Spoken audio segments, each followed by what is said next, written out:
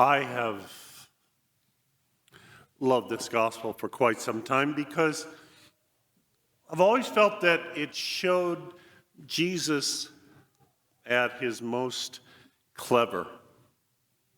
And it maybe is one of the biggest, what I would call, gotchas in the Bible. The Romans insisted, in terms of this particular tax, the census tax, that it be paid with a Roman coin. But the Jews were not supposed to carry Roman money at all because it had on there, as we heard, the image of Caesar, of the king. And to the Romans, Caesar was considered a god. And so if Jews carried around these coins, they were carrying around images of pagan gods, graven images, and they were not allowed to do that. So here are these so-called religious leaders, and they come up to Jesus and they, try to flatter him up one side and down the other, build up his honor in front of everybody, hoping that they can set him up for a fall. And then they ask him the question, knowing that whichever way he answers yes or no, it'll get him in trouble. They didn't want an answer to the question. It was more of a public challenge. And so then Jesus he puts it back on them, publicly calling them hypocrites, getting their dander kind of up and maybe getting them a little bit distracted. So he goes, show me the coin you're talking about. And these Pharisees, one or more of them, reach into their purse or their pocket or whatever and pull out the coin. And it's right at that point that if this were a TV drama, you could just see or hear the whole crowd go, whoa, busted. Because that's what it was. Jesus, remarkably clever, but always against those who were bound and determined to try and be clever at his expense. Give to Caesar what belongs to Caesar. Give to God what belongs to God. Thinking about it driving in, been so many things that we've been having to deal with this year. We've got a census. We've got campaign.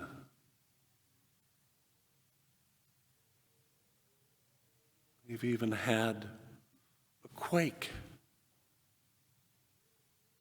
And isn't it strange that all of those things start with the same letter as Caesar? All of those start with a C. As long as you're willing to spell quake, C-W-A-K-E. But it only worked so far. It wasn't a longer drive, so I couldn't figure something else out.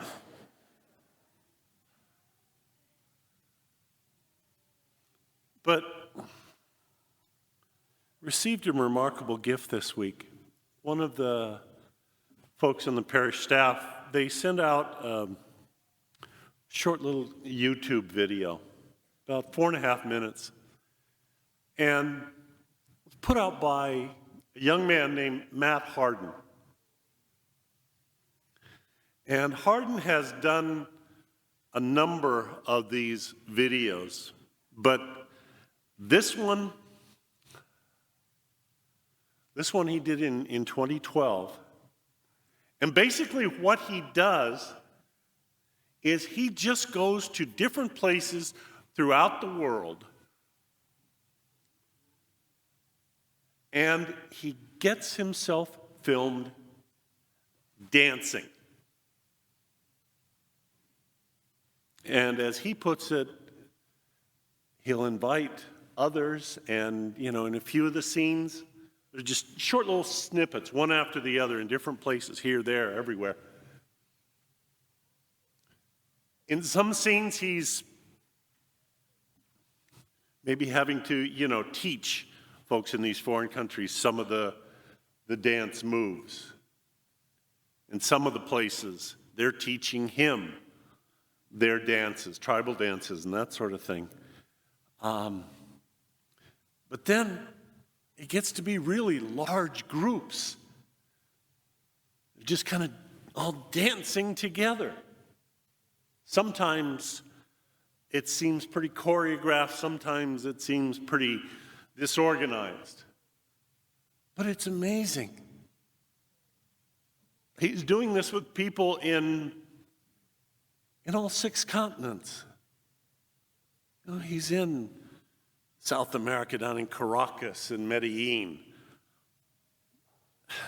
In Europe, he's been in Rome and Moscow, Athens, just all kinds of places. Villages in Africa, Australia. He even has a short snippet where he and a few others are dancing on the Great Barrier Reef. They have scuba gear on and they are kneeling there in the ocean doing their dancing. North America.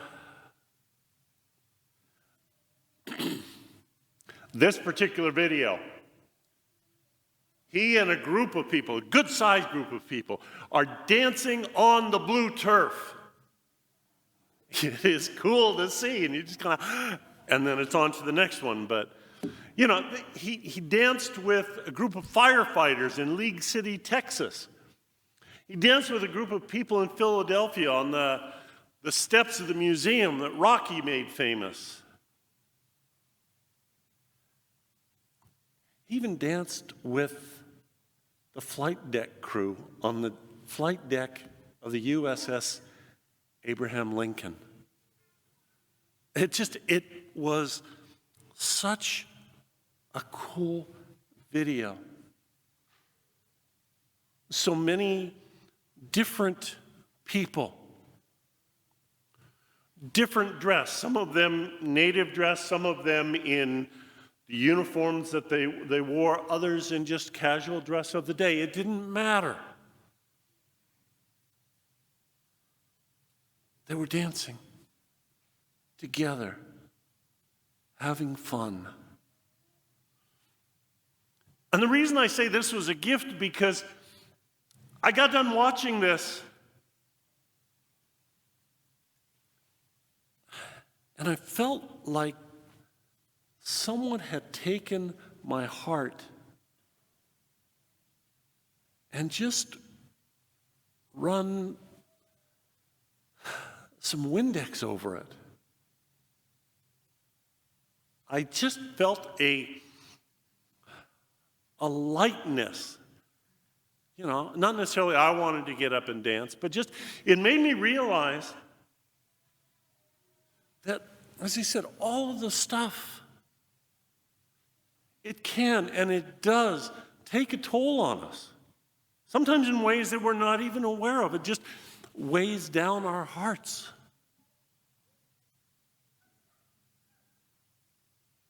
But this short little video,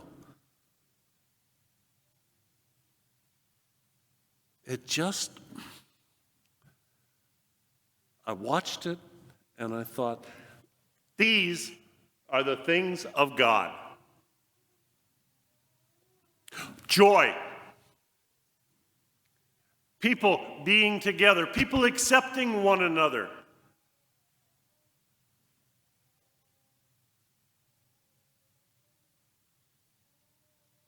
Give to God the things that are God's.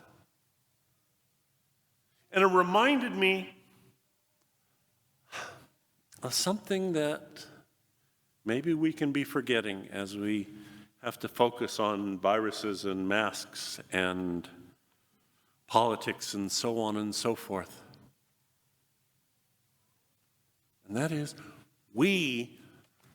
us, we are the things of God.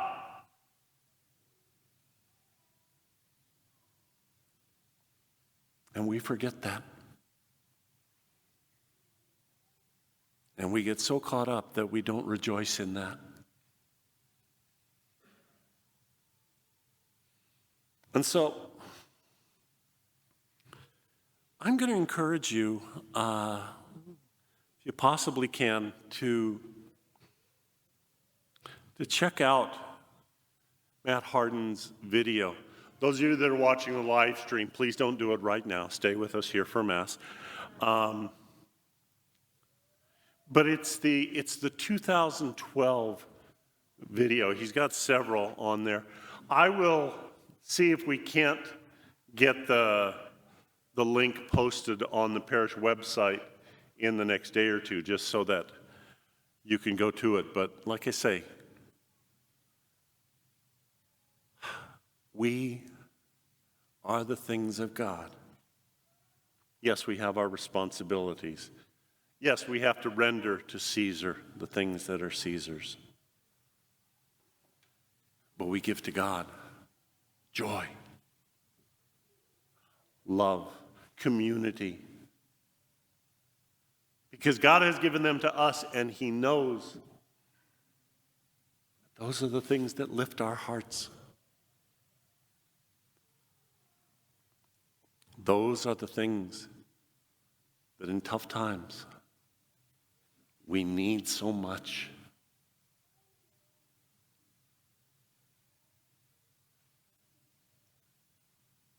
Give to Caesar the things that are Caesar's, but give to God the gift of God's people, the gift of ourselves, the gift of lightened and enlightened hearts. Find the ways, find the reasons, and sometimes let yourself be surprised. Because we are the things of God, and God sees that it is good.